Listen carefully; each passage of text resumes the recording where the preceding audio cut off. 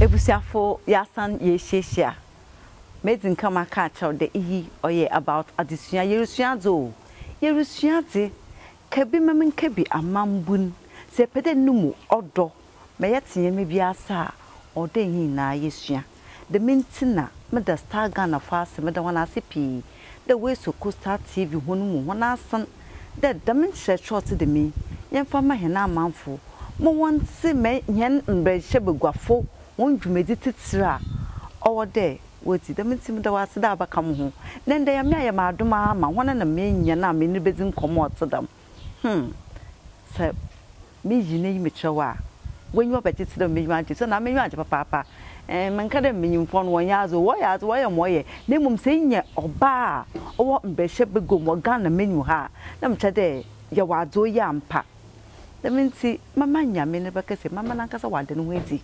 Me be san asam okra na ebien mreka o de ye wakaso emi mama fani na mum wo friend ne constituency na be bi o wan mo wudi ni djuman oye gomwa senya Awutu East ho no wo ehu mesi afa bi ne wa abomu ye call no west oye besia no ho ne ya be east no so oye besia no chede ehwa e wo mpuntu baba opa ana imenya adwen oye mamu fo makase nsi ha na mbisa merabe na ondan hwezi akwaba momo akwabo Coastal TV na yo enti se ka be shebegwenya owo kaswa ha mama nka na kaswa da mara na onenye hwana ebobo wuti na atrem na nyama nkote ebusuafo wo hwe yin nara na ewie nso a amahe no wo background wo ho asam kakra bedase auntie we die me yanka Fante kama kabi pa so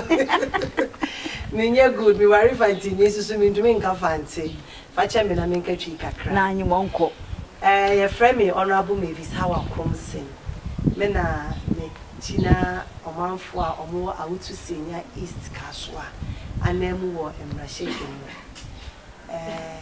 me yoba tan me won kwala miensa na enkwala bebre so ka ho a me show mo na me professional nkasa is teaching ma me teacher ni na me feel e de call na shape mu se me coach na me manfo anemu na Kaswa nti year 2012 ina nyame ye me adoma me so ma be wrem say me gina emma ene amanfo a omo Kaswa enemu na matumi ahwe kama min kabi amemu na ye ka wo my Ghana no ena emra e wo se ye hye wo my Ghana etitiru ne beboa emma wo man no mu na yeso ya ba be hye mu Kenya ni na aka ho ntina me prayer na me nchade Kaswa fo ani mi biammo omoto aba ma me de ko parliament mama bi so wo nche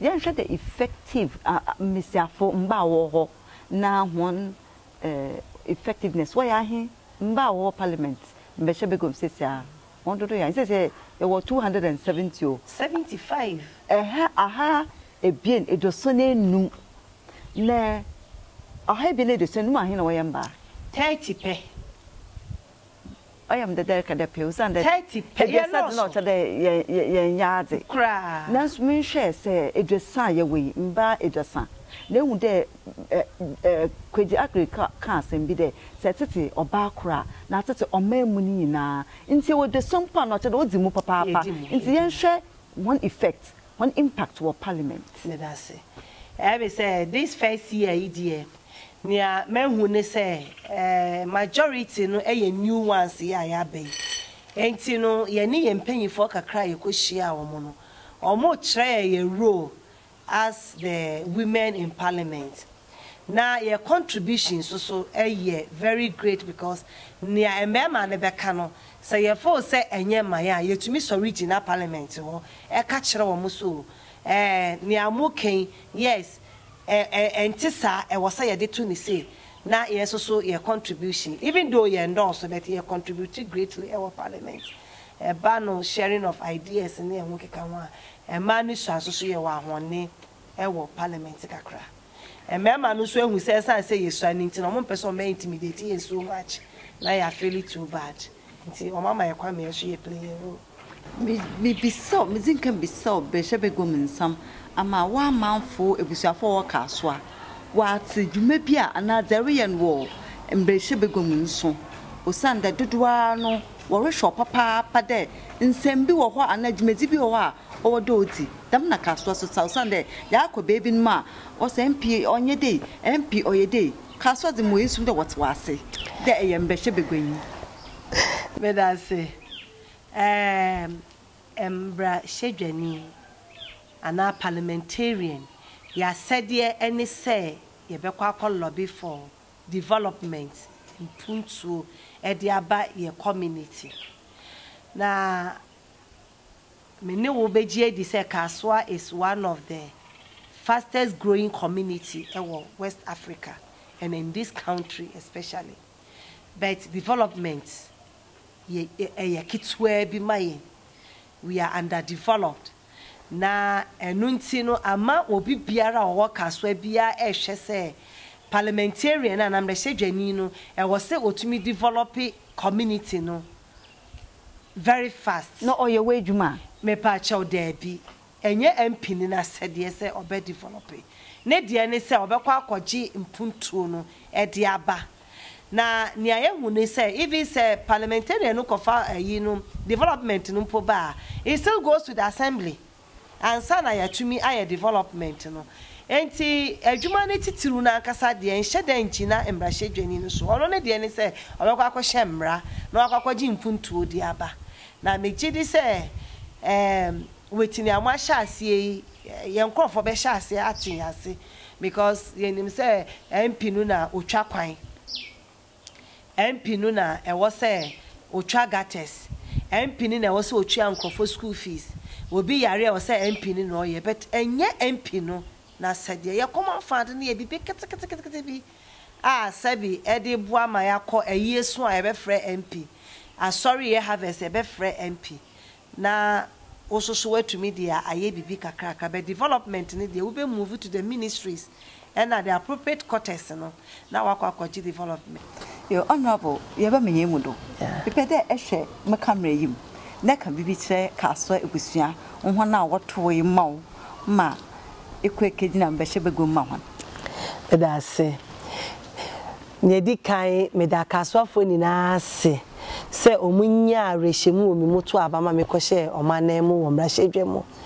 Me ka cho mo se me do mo.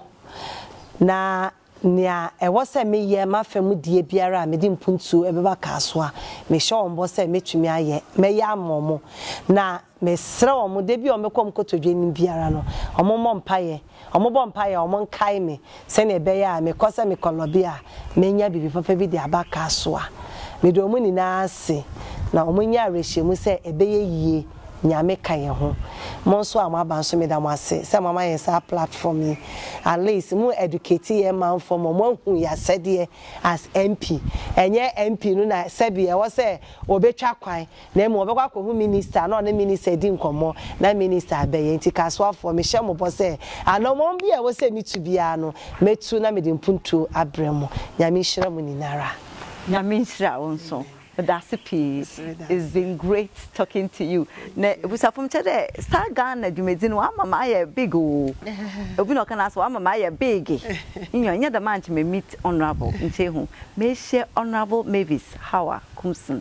Ono no gina wo mbehye begum makaswa. Me nezi nkomo kama. Mo yisum da afa adusua ze fim.